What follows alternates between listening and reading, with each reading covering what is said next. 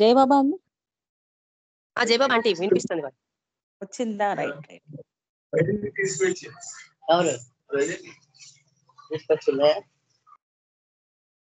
Avatar Meher బాబా की जय, Avatar Meher బాబా की जय, అవతార్ మెహర్ బాబా की जय. అందరికీ జై మెహర్ బాబా అండి. బాబా మనకి ఒక సందేశంలో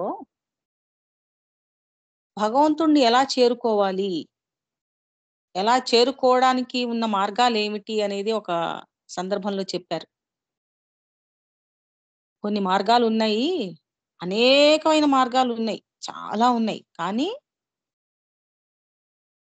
ఇక్కడ బాబా అంటే నదులన్నీ సముద్రంలో ఎలాగోలా కలుస్తాయి, ఎట్లాగో అలాగూ ఎక్కడి నుంచి ఎంత దూరం అయినా ప్రయాణించి కలుస్తాయి. కానీ ఇక్కడ ఆయన ఏం చెప్తున్నారంటే ఎలాగా మనం ఆ, తొందరగా వెళ్ళవచ్చు, భగవంతుడిని చేరుకోవచ్చు అనే విషయం చెప్తూ హై రోడ్స్ టు గాడ్. ఇప్పుడు హైదరాబాద్ నుంచి ఎక్కడికన్నా మెహరాబాద్ వెళ్ళాలంటే అనేక మార్గాలు ఉన్నాయి, 5 6 రూట్లు ఉన్నాయి. కానీ అందులో హై రోడ్ అంటే హైవే ఉందనుకోండి, హైవే అన్నిటికంటే కంఫర్టబుల్ గా ఉంటుంది జర్నీ. అలాగే తొందరగా కూడా వెళ్ళగలుగుతాం, రోడ్డు బాగుంటుంది.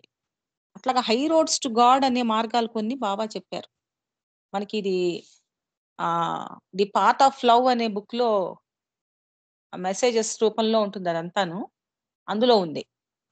సో అవి ఏంటి అనేది ఒకసారి చూద్దాం, బాబా ఏం చెప్పారో చూద్దాం.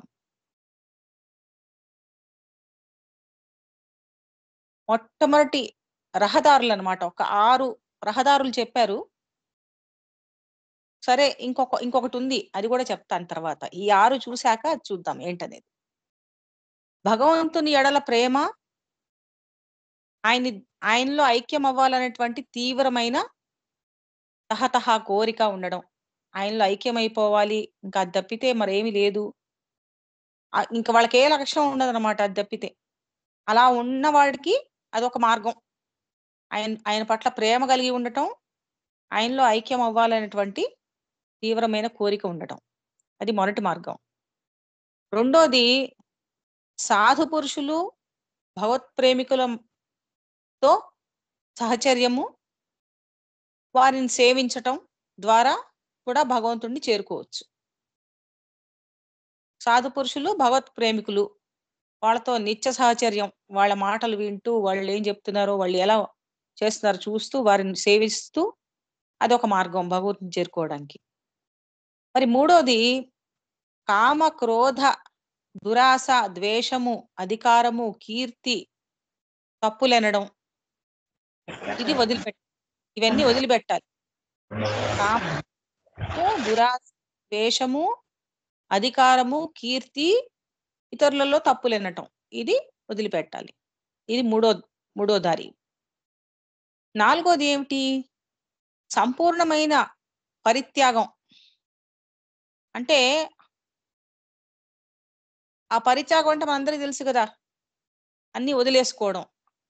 అందులో సర్వమును వదిలిపెట్టి, అందరినీ వదిలిపెట్టి, అంతటిని వదిలిపెట్టి ఏకాంతంలో ఉపవాస ధ్యాన ప్రార్థనాదులతో గడపడం. కంప్లీట్ గా ఏకాంతంగా ఉండి ఉపవాసం ధ్యానం ప్రార్థన దీంతో గడపడం. ప్లీడర్ కి బాబా ఇచ్చిన మార్గం ఇది.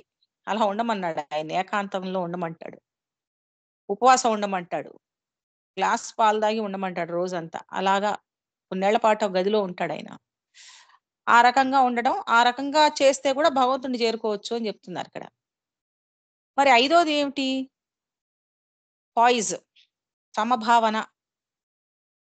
పరిశుద్ధ హృదయంతో స్వచ్ఛమైన మనసుతో తన విధులను నిర్వహించుకుంటూ, ప్రాపంచిక ధర్మాలను నిర్వర్తించుకుంటూ, ఎంత తీవ్రమైన కార్యకలాపాల మధ్య ఉన్నా కూడా దేనికి అటాచ్మెంట్ లేకుండా ఉండడం. ఎంతో నిర్వహిస్తూ ఉంటాడు అతను, ఎన్నో పనులు చేస్తూ ఉంటాడు, చాలా ఒత్తిడిలో ఉంటాడు, అయినా కూడా దేని మీద అతనికి అటాచ్మెంట్ ఉండదు. దీనికి మన ఉదాహరణ బాబా చెప్పిన దాంట్లో ఒక చోట జనక మహారాజు కథ చెప్తారు.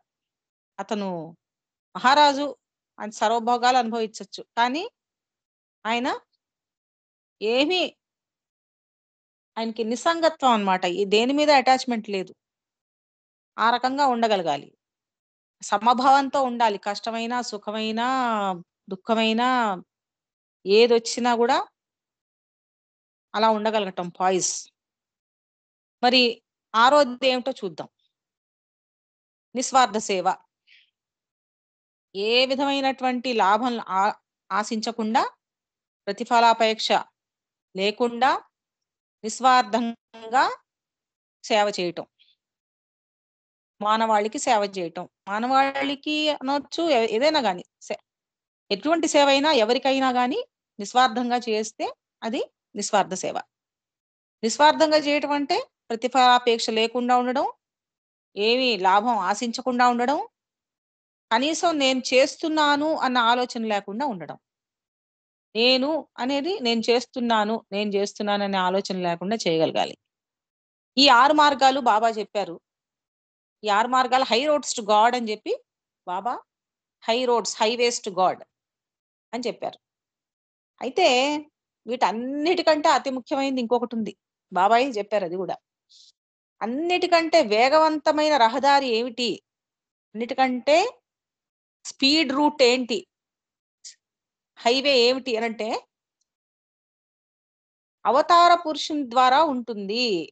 అన్నిటికంటే వేగవంతమైన రహదారి అవతార పురుషుని ద్వారా ఉంటుంది. అవతార పురుషుడు అంటే భగవంతుడు. భగవంతుడు తన అనంత శక్తి కలిగి ఉంటాడు. అనంత జ్ఞానం కలిగి ఉంటాడు. అనంత ఆనందం కలిగి ఉంటాడు. శాశ్వత అస్తిత్వంతో అస్తి ఉంటాడు. అలాంటి అవతార పురుషుని గనక ఆయన్ని పట్టుకోగలిగితే, ఆయనకి సంపూర్ణంగా సమర్పించుకోగలిగితే, సమర్పణ భావంతో ఉండగలిగితే, అచంచల విశ్వాసంతో ఉండగలిగితే, ఆ మార్గం అందుబాటులోకొస్తుంది. ఆయన ద్వారా భగవంతుడిలో ఐక్యం అవ్వడానికి మార్గం అనేది లభ్యమవుతుందన్నమాట. ఇది అన్నిటికంటే స్పీడ్ స్పీడ్‌గా తీసుకెళ్ళే మార్గం ఒకటి. రెండోది ఈజీ. ఎక్కడ మీకు దారిలో గుంటలు, గోతులు, పడిపోవడాలు ఇవేముండవు. అంత హాయిగా ఉంటుందన్నమాట.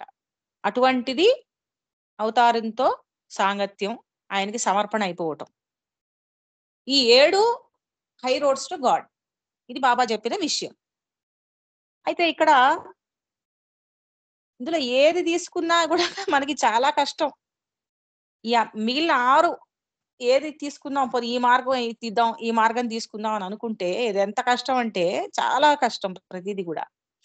దానికొక ఉదాహరణగా ఒక చిన్న కథ. నిస్వార్థ సేవ. ఆరోది నిస్వార్థ సేవ అని చెప్పుకున్నాం మనం ఇందాక. ఆ నిస్వార్థ సేవ గురించినటువంటి ఒక చిన్న కథ చెప్పుకుందాం. అది అది అలా చేయగలగడం అనేది ఎంత కష్టం అనేది మనకు అర్థమవుతుంది. ఏదైనా చేస్తే మనం చేశామని తప్పకుండా అనుకుంటాం మనం. సరే. బాబా ఎప్పుడు 3 విషయాలు చెప్పేవాళ్ళట. ఏమిటవి? ఒకటి ప్రేమ. నా పట్ల ప్రేమ చూపించండి అనేవారు. రెండోది విధేయత. నా పట్ల విధేయతగా ఉండండి. నేను చెప్పినట్టుగా చేయండి అనేవారు. మూడోది సేవ. ఈ 3 ప్రేమ, విధేయత, సేవ బాబా ఎప్పుడు చెప్తూ ఉండేవారట. అయితే ఆపదలో ఉన్న వాళ్ళకి నిస్వార్థ సేవ అందించండి. ప్రతిఫలాపేక్ష ఆశించకండి అని చాలా సార్లు బాబా చెప్పారు. ఇక్కడ ఈ కథ ఏంటి చూద్దాం. నిస్వార్థ సేవ గురించినటువంటి కథ. ఒక చిన్న గ్రామం. ఆ గ్రామంలో సరైన సమయానికి వర్షాలు పడలేదు. చాలా కరువు పరిస్థితులు నెలకొన్నాయి. పంటలు పండట్లేదు. బావులు ఎండిపోయాయి. తాగడానికి ఇక్కడి నీళ్లు గూడా లేని పరిస్థితి. అయితే వాళ్ళు ఏం చేయాలి వర్షాలు పడాలంటే అని చెప్పి అన్ని వాళ్ళకి తెలిసినవన్నీ చేశారు. ఏం చేశారు? పూజలు చేశారట. ప్రతిరోజు భగవంతుడిని ప్రార్థిస్తున్నారట. మంచి వర్షం కురిపించు దేవుడా అని చెప్పి వేడుకుంటున్నారు. అయితే ఏం చేసినా గాని వర్షం అయితే పడలేదు. వాళ్ళకి తాగడానికి నీళ్లు లేకుండా పోయినాయి చివరికి. అటువంటి స్థితిలో చివరాఖరిగా వాళ్ళేం చేశారంటే, ఒక లాస్ట్ ప్రయత్నంగా అంతా కొంతమంది పెద్దలందరూ కలిసి ఆ దగ్గరలోని పట్టణంలో ఉంటున్న ఒక సద్గురువు ఉంటాడనమాట ఆ పట్టణంలో. ఆయన్నడిగితే ఆయనేమన్నా కరుణిస్తే మనకి వాన పడుతుంది అని చెప్పి బయలుదేరారట. ఆయన దగ్గరికెళ్లారు. వెళ్లి చెప్పుకున్నారు. మనం తమ కష్టాలు చెప్పుకున్నారు. అంతా విని ఆయన ఏం చెప్తాడంటే, "నేనేమీ సాయం చేయలేను. ఇదంతా దైవీ ప్రణాళిక ప్రకారం జరుగుతోంది. దేవుడి ఇచ్చ ప్రకారం జరుగుతోంది. కాబట్టి నేనేం చేయలేను ఈ విషయంలో. ఆయన నిర్ణయాన్ని నేను ఎదిరించలేను. దేవుడు నిర్ణయించాడు. అలాంటి దాన్ని నేనెట్లాగా ఇది చేస్తాను" అని చెప్పి ఆయన అన్నట్ట. ఆ మాట అనగానే వాళ్ళకి ఏడుపొచ్చేసింది. అందరూ కాళ్ళ మీద పడ్డారట. పడి మీరే అలా అంటే మాకు దిక్కెవరు స్వామి అని చెప్పి వాళ్ళు బతిమలాడారట. కళ్ళమ్మట నీళ్లు పెట్టారట వాళ్ళు. అప్పుడు ఆయన ఒక క్షణం కళ్ళు మూసుకుని, "అయితే ఉండండి. నేను చెప్పినట్టు చేయండి" అన్నట్ట. ఏం చెప్పాడు? ఒక ఫలానా గ్రామంలో ఒక ఆవిడుంది. ఫలానా స్త్రీ ఉంది. ఆమెని ఆమె దగ్గరికెళ్ళి ఆమెని భగవంతుడికి ప్రార్థించమని వేడుకోండి. మాకు వర్షం పడాలని చెప్పి భగవంతుడికి నువ్వు ప్రార్థన చెయ్యమ్మా అని చెప్పి ఆవిడని వేడుకోండి అని చెప్పాడట. ఆ గ్రామమును, ఆ స్త్రీ ఎక్కడికెళ్ళాలో చెప్పాడాయన. తప్పకుండా మీకు వర్షం పడుతుంది ఆవిడ గనక ప్రార్థన చేస్తే అని చెప్పాడు. సరే ఇంక వీళ్ళు ఆ అడ్రెస్ పట్టుకొని ఈ పెద్దలందరూ బయలుదేరారట ఆ గ్రామానికి. ఆమె ఉండే గ్రామానికెళ్లారు. ఆమె ఎక్కడుంది అని చెప్పి వాకబు చేశారు. వాళ్ళని వీళ్ళని అడుగుతూ వెళ్తున్నారు. అందరూ ఎగాదిగా చూసారట. ఎవరు సరిగ్గా చెప్పలా. వీళ్ళని కొంచెం ఎగతాళిగా చూడటం, ఎగతాళిగా మాట్లాడటం చేస్తున్నారు. ఆమెతో ఏం పని మీ అందరికి అని చెప్పి, ఇంతమందొచ్చారేమిటి అని చెప్పి అలా మాట్లాడుతున్నారట. మీకు ఈ వయసులో మీ అందరూ ముసలాళ్ళు ఈ వయసులో ఇదేం పని అన్నారట పట్టుకొని. అదేమిటి అని చెప్పి తీరా ఏమిటి ఆ విషయం ఏంటయ్యా అంటే, ఆవిడ ఒక వేశ్య. వేశ్యావాటికలో ఉంటుంది. చాలా పెద్ద పేరుందిట ఆవిడకి వేశ్య కింద. వీళ్ళు అవాక్కయ్యారు. ఆ మాట తెలియగానే, ఎందుకిలా అందరూ మమ్మల్ని చూస్తున్నారు అని చెప్పి చివరికి మొత్తానికి ఒకాయన ఎవరో చెప్పాడు వీళ్ళకి. ఏమని? ఆవిడ వేశ్య, వేశ్యావాటికలో ఉంటుంది పోండి అని చెప్పాడట. అది తెలియగానే వీళ్ళు కొంచెం బాధపడ్డారు. ఏంటిది సద్గురువు మనల్ని ఇలాంటి ఆవిడ దగ్గరికెళ్ళమని చెప్పారు. పైగా ఆవిడ ప్రార్థన చేస్తే మనకి పడుతుంది వర్షం అని చెప్పారు. అని చెప్పి కొంచెం ఆలోచన చేశారట. అయినా గాని ఏదేమైనా ఆయన ఆయన సద్గురువు. ఆయన ఏం చెప్తే అది మనం చెయ్యాలి. తప్పకుండా ఆయన చెప్పింది మనం చెయ్యాలి అని చెప్పేసి వెళ్ళారట. ఆవిడ ఇంటికెళ్లారు మొత్తానికి. వెళ్ళి చెప్పుకున్నారు. "అమ్మ మమ్మల్ని ఆయన పంపించాడు. మాకు మా మా కష్టం ఇది. నువ్వు ఈ కష్టం తీర్చు స్వామి అని అడిగితే ఆయన మీ దగ్గరికి పంపించాడు. మీరు గనక ప్రార్థన చేస్తే భగవంతుడికి మాకు వర్షం కురుస్తుంది" అని చెప్పి అడిగారట. ఆవిడ చాలా ఆశ్చర్యపోయిందట. ఆశ్చర్యపోయి, "నేను వేశ్యని, కులటని, నా ప్రార్థనలు భగవంతుడు ఆలకిస్తాడా?" అని చెప్పి అడిగిందట. సరే, "కాదమ్మా ఆయన చెప్పాడు. ఆయన మా సద్గురువు. మాకు బాగా నమ్మకం ఉంది. ఆయన చెప్పాడంటే జరుగుతుంది" అన్నారట. అనేసరికి ఆవిడ, "సరే ప్రయత్నం చేయడం తప్పేముంది. మళ్ళీ మాది వర్షం పడకపోతే నన్ను తిట్టకండి" అని చెప్పింది. అని కళ్ళు మూసుకొని దేవుడిని మనసులో స్మరించుకుంటూ ప్రార్థన మొదలుపెట్టింది. ఆవిడ కళ్ళు మూసుకున్న కొద్ది క్షణాల్లోనే ఆకాశం మేఘావృతమైంది. కారుమబ్బులు కమ్ముకున్నాయి. ఊహించని రీతిలో పెద్ద వర్షంతో మొత్తం కుంటలన్నీ నిండిపోయినాయట. చెరువులు అన్నీ. బావులు, చెరువులు, నదులన్నీను. అయితే ఈవిడ ఆశ్చర్యపోయిందట. నా ప్రార్థనకి ఇంత మహిమ ఎలా సాధ్యం? నేను ప్రార్థిస్తే భగవంతుడు ఇలా వింటాడా? ఆయన ఇలా నాకింత విలువుందా నా ప్రార్థనకి అని జెప్పి ఆశ్చర్యపోయి ఆవిడ గూడా సద్గురు దగ్గరికి వెళ్ళింది. ఆయన దగ్గరికెళ్ళిందట కనుక్కోవడానికి. ఎందుకు ఇలాగ జరిగింది అని. అయితే ఆమె చేసిన ఒక్కగానొక మంచి పని ఈనాడు యావత్తు గ్రామాన్ని కరువు బారి నుండి రక్షించిందని సద్గురు చెప్పాడు. నువ్వు ఒకప్పుడు ఒక మంచి పని చేసావు తల్లి. ఆ మంచి పని వల్ల ఇవాళ ఈ గ్రామం మొత్తం రక్షింపబడింది. కరువు నుంచి రక్షింపబడింది అని చెప్పాట. ఏమిటి ఆ మంచి పని అని అడిగిందిటావిడ. అంటే అప్పుడు చెప్తున్నాడాయన. నువ్వు మంచి వయసులో ఉన్నప్పుడు, అందంగా ఉన్నప్పుడు ఒకానొక విటుడు బంగారు నగలు బహుమతిగా ఇస్తానని చెప్పగానే, అతన్ని కలుసుకునేందుకు పరుగు పరుగున వెళ్తున్నావు ఉత్సాహంగా మీ ఊరు నుంచి బయలుదేరావు. అలా నీవు వెళ్తున్న దారిలో ఒక ఆసామి ఇంటి సావడిలో గుంజకు కట్టిన లేగదూడ ఉంది. ఆ లేగదూడ దాని దగ్గరలో మేత ఉంది గానీ అది అందట్లేదట ఆ మేత దానికి.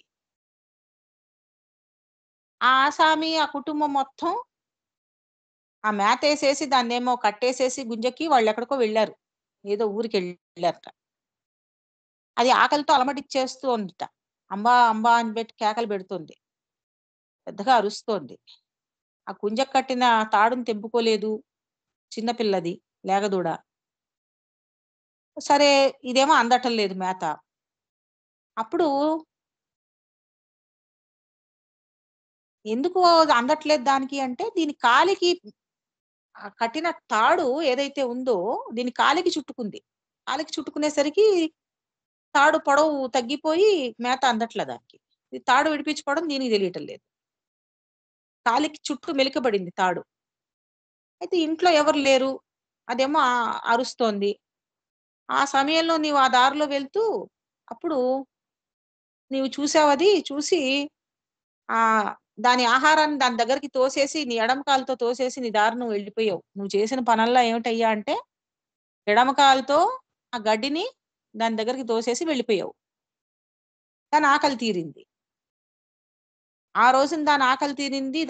అది మరణించకుండా నువ్వు కాపాడావు నీకు తెలియకుండానే. అదెంతో మహత్తరమైన పని నువ్వు చేసింది ఆ రోజున అని చెప్పాడు సద్గురువు. అది కావచ్చు స్వామి కరెక్టే. నేను చిన్న సాయం చేసేదానికి. అది గొప్ప సేవ అని నేను అనుకోలేదు. అసలు అదేం చేశానో నాకు ఇప్పటి వరకు మీరు చెప్పే వరకు గుర్తు కూడా లేదు నాకు అని చెప్పిందిటావిడ. అదేనమ్మా నీవు అది గొప్ప సహాయం అనుకోలేదు. నువ్వేదో చేస్తున్నాను అనుకోలేదు. నిస్వార్థంగా చేశావు. ఒక మంచి పని. ఒక ప్రాణాన్ని కాపాడావు. అందుకే భగవంతుడి మెప్పు పొందావు.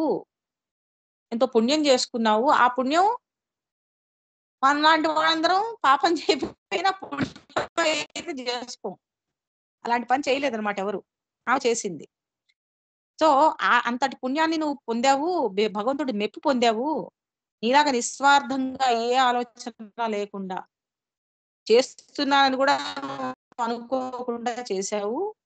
అదే భగవంతుడికి ప్రీతి అని చెప్పి సద్గురువు ఆమెకి వివరించాట. అంటే అక్కడసలు ఆ భావనే లేదు. నేనేదో చేస్తున్నాను అనుకోను కూడా అనుకోలే ఆవిడ. ఎడం కాలుతో తన్నేసింది వెళ్ళిపోయింది. ఆ గడ్డిని ఆవిడ దాని దగ్గర తోసింది వెళ్ళిపోయింది. అదో పెద్ద పననుకోలేదు. కానీ ఆ పని వల్ల అక్కడ ఒక ప్రాణం నిలబడింది. అదే భగవంతుడి మెప్పుకి కారణం ఇక్కడ. అలాంటి మనిషి ప్రార్థిస్తే వర్షం పడింది. ఇది మనం గమనించాలి. సో, నిస్వార్థ సేవ అంటే ఇది. మనం చాలా మంది సేవలు చేస్తూ ఉంటారు. నిస్వార్థ సేవనే అనుకోండి చేస్తారు. నిస్వార్థ సేవ అనుకుంటూ చేస్తారు. చేసేటప్పుడు నేను చేస్తున్నాను, లేకపోతే నేనేదో ఇది చేస్తున్నానని, తర్వాత చేసిన దాన్ని ప్రచారం, పేపర్‌లలో ఫోటోలు ఇలాంటివన్నీ ఉంటాయి చూసారా? అవన్నీ ఉండకుండా ఉండాలి. చేస్తున్నాననే భావన కూడా ఉండకూడదు. ఏ మాత్రం లాభం ఆశించకూడదు. అంత కష్టం నిస్వార్థ సేవ చేయటం. అందరం ఎప్పుడో అప్పుడు మంచి పనులు చేస్తూనే ఉంటాం. కానీ ఆ మంచి పనులు చేసేటప్పుడు ఎక్కడ ఈ రకంగా చేయలేకపోవచ్చు. నాకు తెలిసి 99.99 మంది ఈ పని ఇలాగా ఈవిడ చేసినట్టుగా చేయలేరు. సో, ఆ నిస్వార్థ సేవని ఫాలో అవ్వడం అంత కష్టం అన్నమాట. కాబట్టి ఈ అన్నిటికంటే అలా ఒక్కొక్కటి మనం తీసుకుంటే గనక 6 మార్గాల్ని ప్రతీదీ కష్టమే. పాయిస్‌గా ఉండడం అంటారు. పాయిస్‌గా ఉండడం అంటే ఏమిటి? ఓసారి బాబా జెప్పారు. ఒక స్పీచ్ ఇస్తూ ఉంటారు. బాబా గురించి చెప్తూ బాబా ఇలా అన్నాడు, అలా అన్నాడని చెప్తూ ఉంటారు. చెప్పినప్పుడు సడెన్‌గా ఒక టెలిగ్రామ్ వస్తుంది. బాపిరాజు గారి గురించి మాట్లాడుతూ చెప్పారు బాబా ఇది. ఒక టెలిగ్రామ్‌లో నీ భార్య చచ్చిపోయిందని వస్తుంది. వెంటనే గగ్గోలు పెట్టుకుంటూ, ఏడ్చుకుంటూ మధ్యలో ఆపేసి వెళ్ళిపోయాడనుకోండి. అది ఎలాగా అవుతుందది? పాయిజ్ ఉండదు అక్కడ. పాయిజ్ లేదు. సమభావన లేదు. కష్టం పట్ల, సుఖం పట్ల, దుఃఖం పట్ల, సంతోషం పట్ల సమభావన లేదు. ఏదొచ్చినా అక్కడ నిలబడి ముందర అది కంప్లీట్ చేయాలి. అది చేయలా.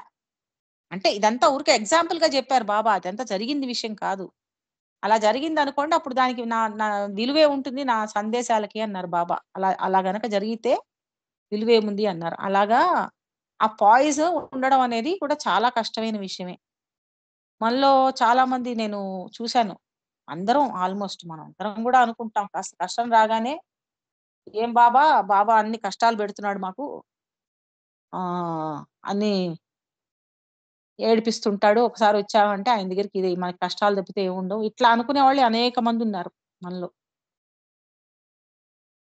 సో, కష్టాలు ఆయనెందుకు పెడతాడు? మనం జేసుకున్న దానికి మనకొస్తాయి కష్టాలు.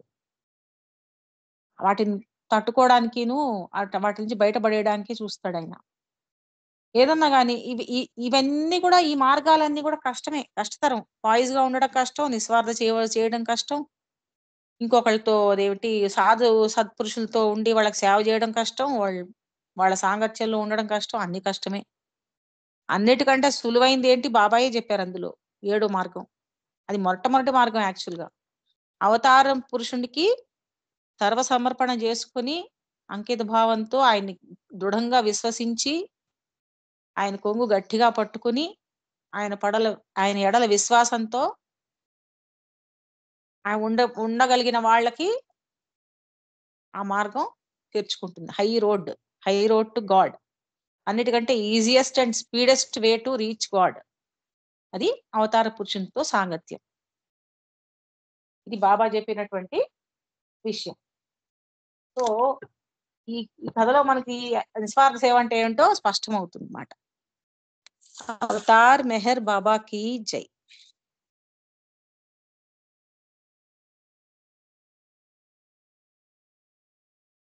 జై బాబా ఆంటీ. జై బాబా. బాబా వారి విశేషాలని మా అందరికి అర్థమయ్యే రీతిలో చెప్పిన మీకు హృదయపూర్వక జై బాబాలు. ధన్యవాదాలు. జై జై బాబా. బాబా. ఇప్పుడు సంకీర్తనలో పుష్పలత ఆంటీ ఒక సంకీర్తన చేయవలసిందిగా కోరుచున్నాం. జై బాబా.